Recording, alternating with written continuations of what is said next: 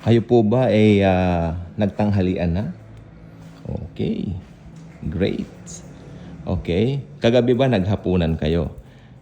Ako po, isa pong pag-amin, kailanman hindi po ako naghahapunan. Hindi po ako sanay kumakain ng gabi. Kumakain lang po ako, magugulat po kayo. Share ko lang ito about pagkain. Tanghali lang po ako kumakain. I only eat once.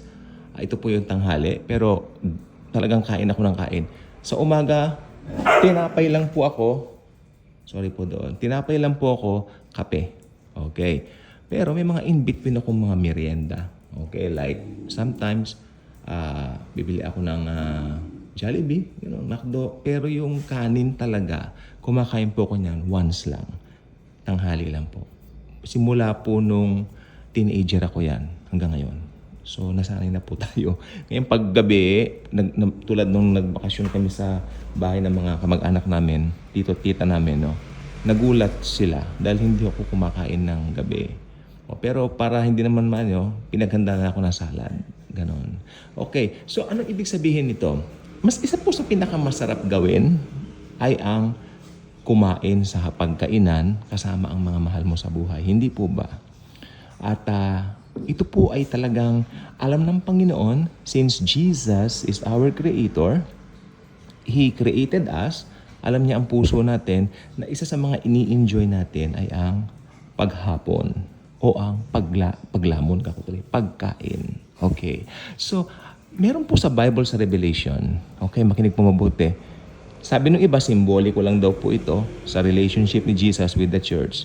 Ito po yung supper of the Lamb o yung marriage supper of the Lamb.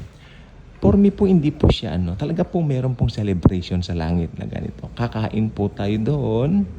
Naniniwala ako, although glorified body, kakain ka po doon. At ito po ay hindi dahil sa kundi dahil because you are delighted only to do so. Not because of you're hungry or anything else, but you are delighted just to eat and yeah.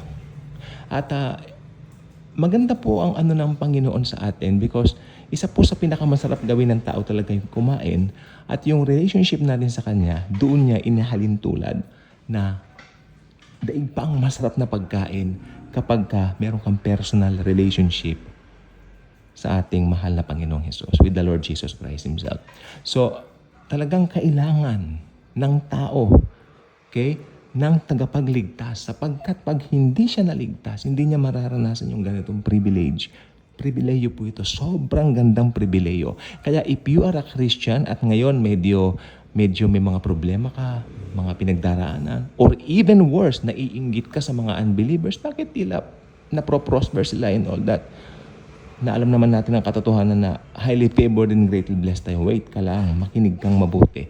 There will come a time na matatapos ang system na ito at ipapakita sa atin ng Panginoong Hesus. Yang gold, jasper, emerald, lahat ng yan, buhangin lang yan sa kalangitan. At yung gold at nagkikintab ng mga jasper na yan lalakaran lang natin as pavement natin sa langit. So ito po ay talagang katotohanan ng Book of Revelation. Talagang nagsangkin sa akin yung si Paul, hindi man lang binanggit ni Paul ano yung nakita niya sa langit kasi hindi nga siya inalaw. Kaya yung mga, akalain niyo si Pablo, hindi inalaw na magbahagi ng mga nakita niya sa langit. Tapos, how come yung mga nagpunta raw ng heaven, nagpunta ng ganito, ganyan sa heaven, pinekwento nila. So, sa Bible lang po tayo, kaya delikado yung mga nakita niya ang langit, nakita niya ang impyerno.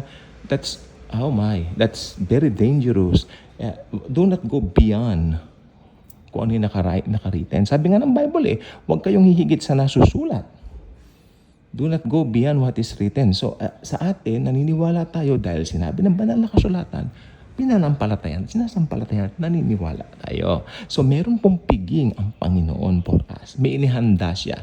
Ikaw naman, tayo ang pinaka-special possession ni Jesus. Kaya, titiyakin ni Jesus, pagdating natin doon, meron tayong grand reunion. Masaya po itong kainan na ito, salo-salo natin. At si Jesus po ang ating pinakapangunahing delight. Siya po ang ating, sabi ng Bible, siya po ang ating liwanag. Pag nasa langit na po tayo, siya po ang liwanag natin. Hindi natin kailangan ng ilaw sapagkat siya po ang ating ilaw. Sobrang liwanag. Akalain niyo siya po ang nag-create ng sun, siya po ang nag-create ng moon. So sobrang liwanag po niya as the source of light. God bless.